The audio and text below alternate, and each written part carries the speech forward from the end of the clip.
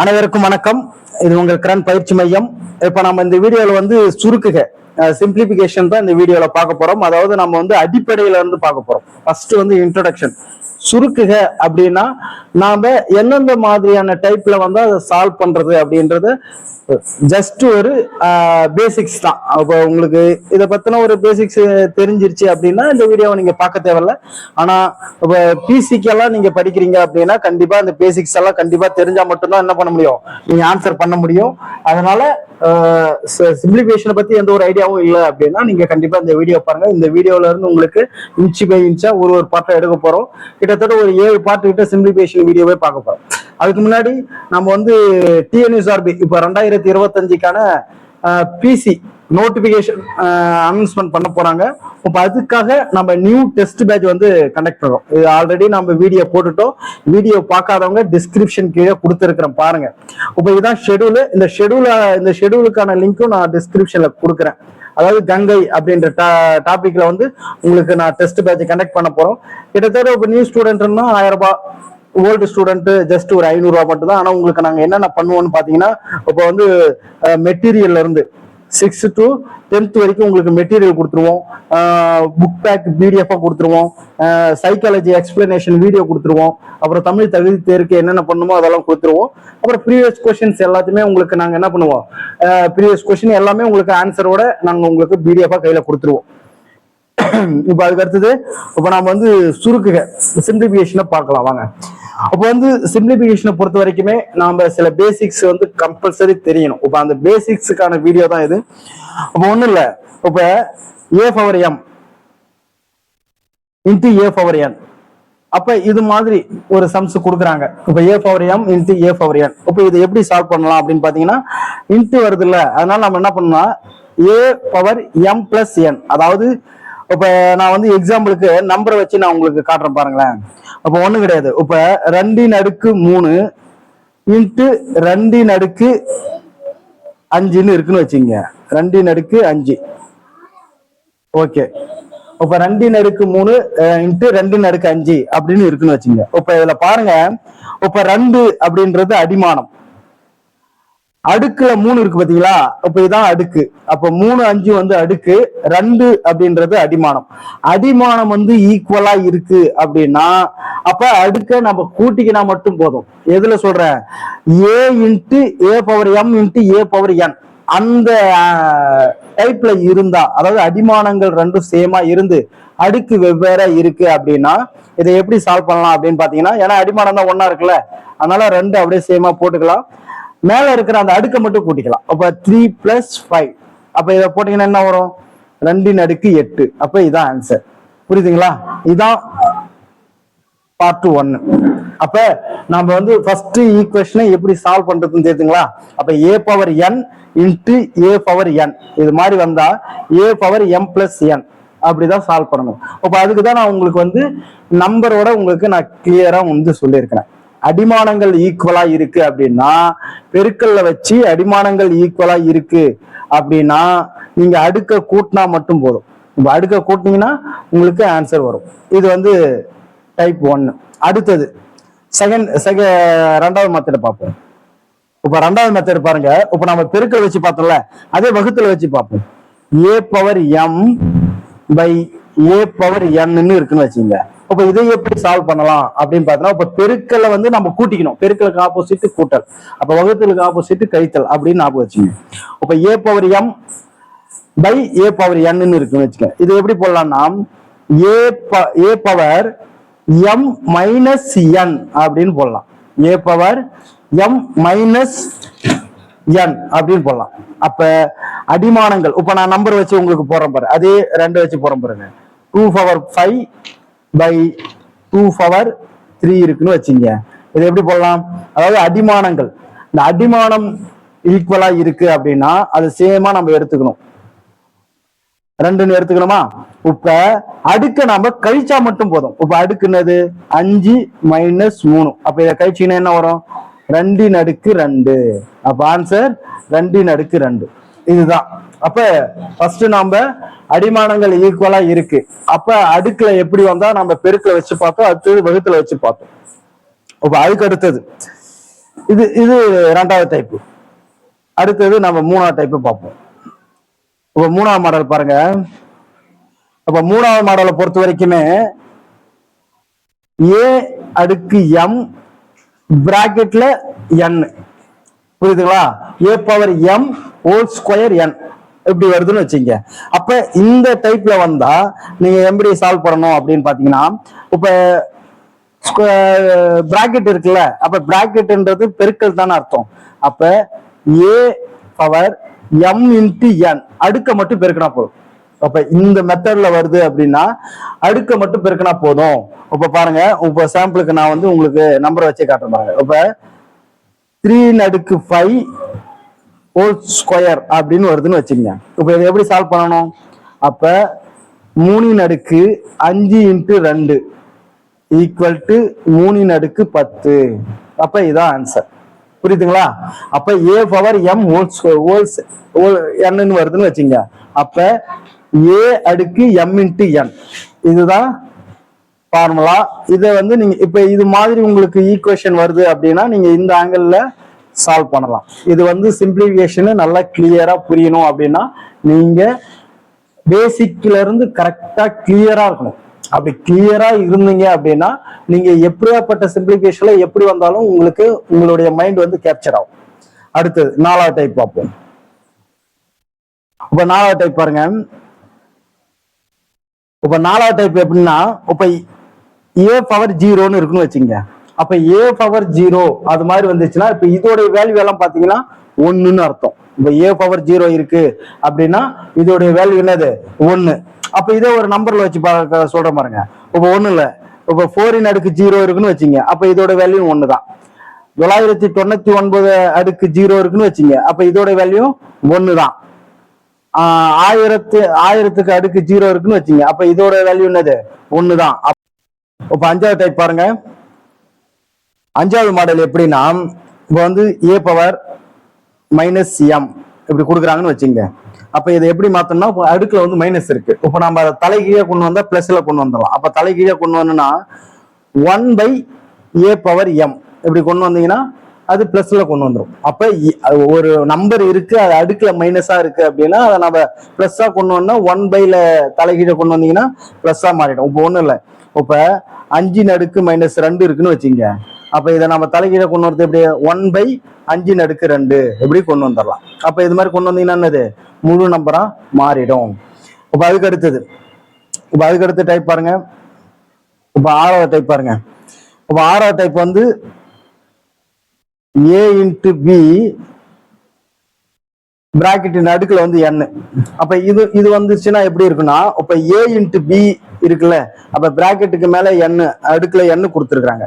அப்ப இந்த A into பிக்கு nன்றது காமன். அப்ப இது எப்படி எழுதலாம்னா ஏ பவர் n எழுதலாம், இன்ட்டு பி பவர் n இப்படி கூட எழுதலாம்.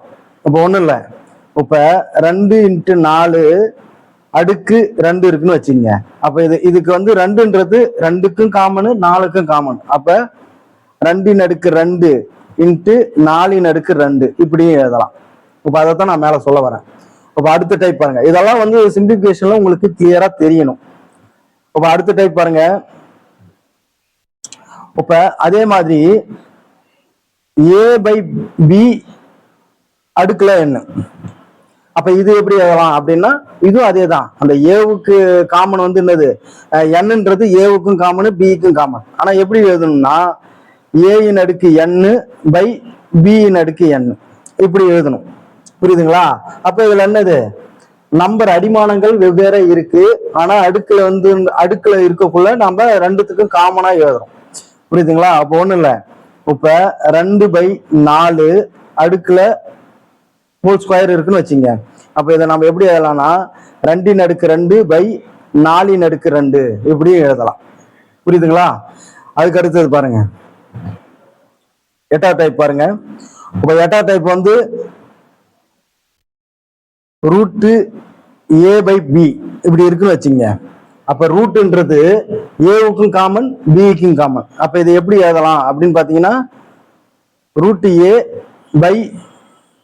√a/√b இப்படி எழுதலாம். புரியுதுங்களா? அப்ப ஒண்ணும் கிடையாது. இப்ப எக்ஸாம்பிளுக்கு பாருங்க. இப்ப 9/2 இருக்குன்னு வச்சுங்க. அப்ப ரூட்டின் அடுக்கு 9 பை ரூட்டின் அடுக்கு √2 இப்படி எழுதலாம்.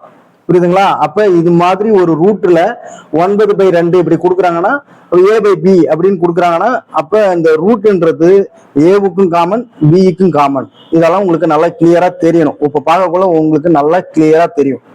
இது தெரிஞ்சீங்கன்னா அடுத்தடுத்த சம்மு போறக்குள்ள பாருங்க. இப்ப √x இருக்குன்னு வச்சுங்க. அப்ப √x உடைய மதிப்பு என்ன? அப்ப ரூட்டோடைய மதிப்பு என்ன?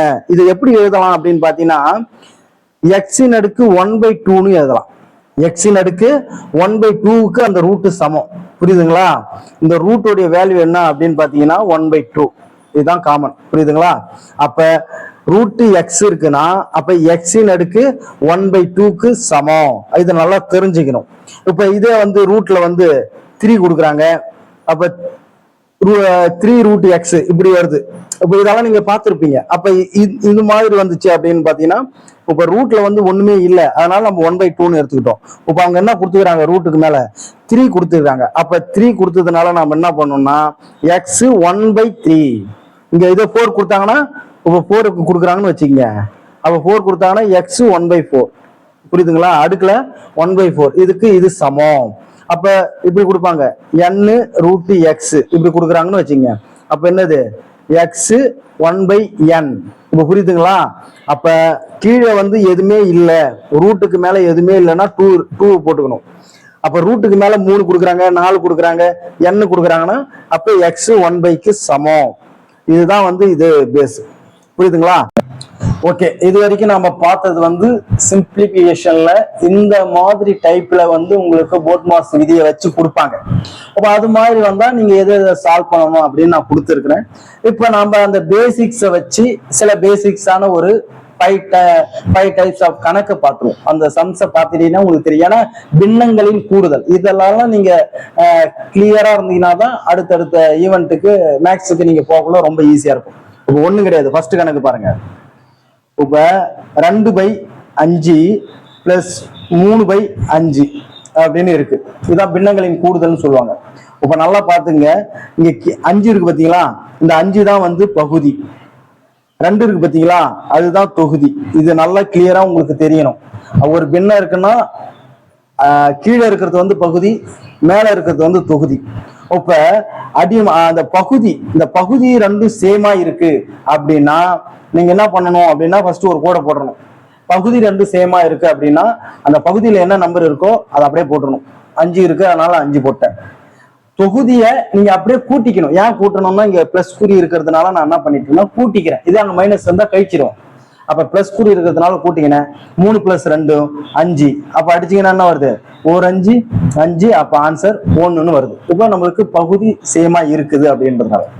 இதே உங்களுக்கு பகுதி டிஃப்ரெண்டா இருக்குன்னு வச்சுங்க. அப்போ பாருங்க 2/5 பிளஸ் 3/4 அப்படின்னு இருக்கு. இப்ப என்னது? பகுதி வந்து டிஃப்ரெண்டா இருக்கு. அப்ப அது மாதிரி நீங்க என்ன பண்ணணும் அப்படின்னா ஒண்ணும் கிடையாதுங்க. இதுல 2 டைப்பா போடலாம். ஒண்ணு இந்த 5க்கும் 4க்கும் எல்சிஎம் எடுத்து அந்த எல்சிஎம் கண்டுபிடிச்சு டைரக்டா போடலாம். அப்படி இல்லையா நீங்க என்ன பண்ணுங்கன்னா பெருக்கிங்க. இப்ப பாருங்க பகுதியும் பெருக்கிங்க. அப்படியே கிராஸ் பாருங்க. இதையும் பெருக்கணும், இதையும் பெருக்கணும், இதை எடுத்துன்னு போய் இதுல பெருக்கணும். அவ்வளவுதாங்க. இப்ப நான் உங்களுக்கு சொல்லி காட்டுறேன் பாருங்க. ஒரு கோடு போட்டேன்னா இப்ப 5 × 4 அடுத்தது 4 × 2 பிளஸ் அடுத்தது பாருங்க 5 × 3. அவ்வளவுதாங்க. இப்ப இதை பெருக்கினீங்கன்னா என்ன வருது? 4 5 20, 4 2 8 பிளஸ் 5 3 5. இப்ப இதை கூட்டினீங்கன்னா என்ன வருது? 15 ஒரு 5 + 3 அதாவது 23. 23/20 இதுதான் ஆன்சர். அப்ப பகுதி வெவ்வேறு இருந்தா நீங்க என்ன பண்ணணும்? கீழே இருக்கிற பகுதியும் பிரிக்கணும். இந்த பகுதிக்கு இந்த தொகுதிக்கும் பிரிக்கணும், இந்த பகுதிக்கு இந்த தொகுதியும் பிரிக்கணும். இப்படி பண்ணீங்கன்னா நீங்க ஆன்சர் கண்டுபிடிக்கலாம். அப்படி இல்லையா நீங்க டைரக்டா எல்சிஎம் எடுக்கலாம். இப்ப 5க்கும் 4க்கும் நீங்க எல்சிஎம் எடுத்தீங்கன்னா என்ன பண்ணலாம்? ஈஸியா பண்ணலாம். 5 × 20. அப்ப 20 எல்சிஎம்மா. இப்ப என்ன பண்ணணும்? 20ல எத்தனை 5 இருக்குன்னு பார்க்கணும். 20ல எத்தனை 5 இருக்கு? 4 5 இருக்கு. அப்ப இந்த 4 5 இருக்குல்ல, அப்ப அந்த இதை பாருங்க, ஒண்ணு இல்ல, 20ல எத்தனை அஞ்சு இருக்கு? 4 இருக்கு. இந்த 4 எடுத்துன்னு போய் இந்த 2 கூட பெருக்கணுங்க. அப்ப 4 × 2 எத்தனை? 8ஆ? அதே மாதிரி இந்த 20ல எத்தனை 4 இருக்குன்னு பார்க்கணும். பாத்தீங்கன்னா 5 இருக்கும். இந்த 5 எடுத்துன்னு போய் இந்த 3 கூட பெருக்கணுங்க. அப்ப 5×3 5 பிளஸ் இருக்கிறதுனால நம்ம பிளஸ் போட்டோம். எப்படியும் நம்ம என்ன பண்ணலாம், ஆன்சர் கொண்டு வரலாம். புரியுதுங்களா? ஆனா மேக்சிமம் இந்த எல்சிஎம் எடுக்கிற மெத்தடை கண்டுபிடிச்சிங்க. ஏன்னா இப்ப நம்மளுக்கு ரெண்டு இதா இருக்கிறதுனால தான் நீங்க ஈஸியா இது மாதிரி குறுக்கு பெருக்கல் பண்ணிக்கிறீங்க. இதே 3 இதா பிறந்தா எல்சிஎம் எடுத்து பண்ணக்குள்ள ரொம்ப ஈஸியா இருக்கும். இது ஒரு டைப். அடுத்தது இப்ப பிளஸ் வச்சு பார்த்தோம். இப்ப இதே உங்களுக்கு நான் வந்து ரெண்டாவது கணக்கா நான் என்ன பண்றேன், நீங்க பிராக்டிஸ் பண்றதுக்கு நான் உங்களுக்கு 2 கணக்கு தரேன். அதாவது நான் முத பிளஸ் வச்சு கொடுத்தேன், இப்ப மைனஸ் வச்சு கொடுக்குறேன். இந்த மைனஸ் வச்சு நீங்க ஆன்சர் வந்து கமெண்ட்ஸ் பாக்ஸ்ல தெரிவிங்க.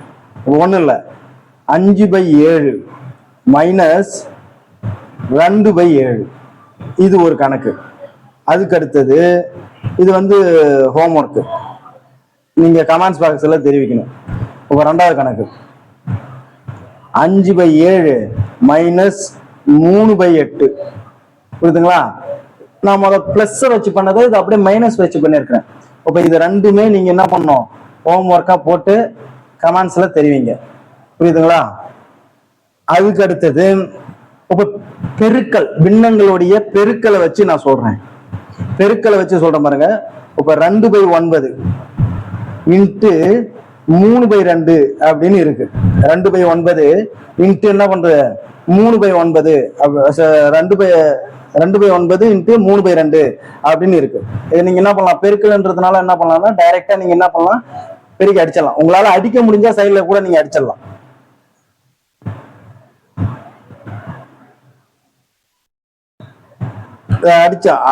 அடிக்க முடிஞ்சா நீங்க டைரக்டா அடிச்சிடலாம். அந்த பாருங்க, 1 3 3 3 9 1 2 2 1 2 2. அப்ப என்ன ஆன்சரு, 1/3. அவ்வளவுதான் ஆன்சர். புரியுதுங்களா? அப்ப இதை நீங்க இது மாதிரி வந்தா நீங்க டைரக்டா அடிச்சு என்ன பண்ணலாம், ஆன்சர் பண்ணலாம். ஆனா இதுல பின்னங்களின் வகுத்தல் தான் உங்களுக்கு டவுட்டா இருக்கும். இப்ப பாருங்க, இப்ப 1/5 வகுத்தல் 3/7 அப்படின்னு இருக்குன்னு வச்சுங்க. 1/5 வகுத்தல் 3/7 அப்படி இருக்குன்னு வச்சுங்க. இப்ப இந்த மாதிரி கணக்கை நீங்க எப்படி போடணும் அப்படின்னா ஒண்ணும் கிடையாதுங்க. இப்ப வகுத்தல இருக்கிறத நம்ம மேல இருக்குல்ல பெருக்கல், அந்த ரேஞ்சில நீங்க கொண்டு வந்துட்டீங்கன்னா ஈஸியா அடிச்சிடலாம். இப்ப பாருங்க,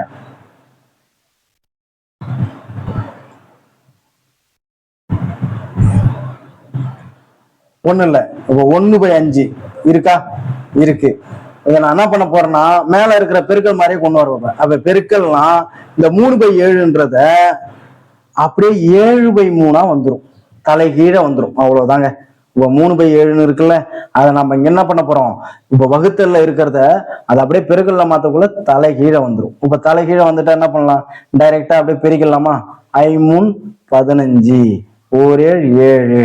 அப்ப இதுக்கப்புறம் அடிக்க முடியுமா, அடிக்க முடியாது. அப்ப 7/15 அப்படின்றதுதான் என்னது இதுக்கான ஆன்சர். புரியுதுங்களா? ஓகே ஓகே, இது வரைக்கும் நாம என்ன பண்ணிருக்கிறோம், பேசிக்ஸான ஒரு ஒரு சில சம்ஸை பார்த்துருக்கோம்.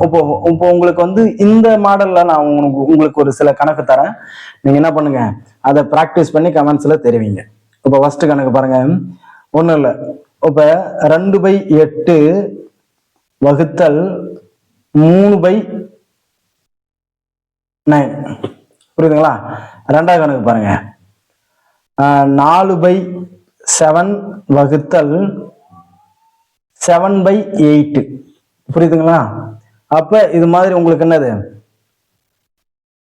இந்த 2 கணக்குமே நீங்க என்ன பண்ண, மொத்தம் 4 கணக்கு கொடுத்துருக்குறேன். இந்த 4 கணக்குமே நீங்க பிராக்டிஸ் பண்ணி கமெண்ட்ஸ்ல தெரிவிங்க.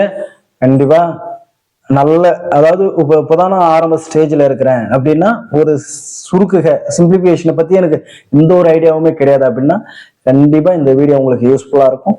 உங்களுக்கு நீங்க இது மாதிரி டிஎன்யூஎஸ்ஆர்பியை பொறுத்த வரைக்குமே, சப் இன்ஸ்பெக்டர், எஸ்ஐ, பிசியை பொறுத்த வரைக்குமே நீங்க சுருக்குகள்ல எந்த அளவுக்கு நீங்க ஸ்ட்ராங்கா இருக்கிறீங்களோ அந்த அளவுக்கு சைக்காலஜி எல்லாத்துலயும் உங்களுக்கு ஈஸியா வந்துடும்.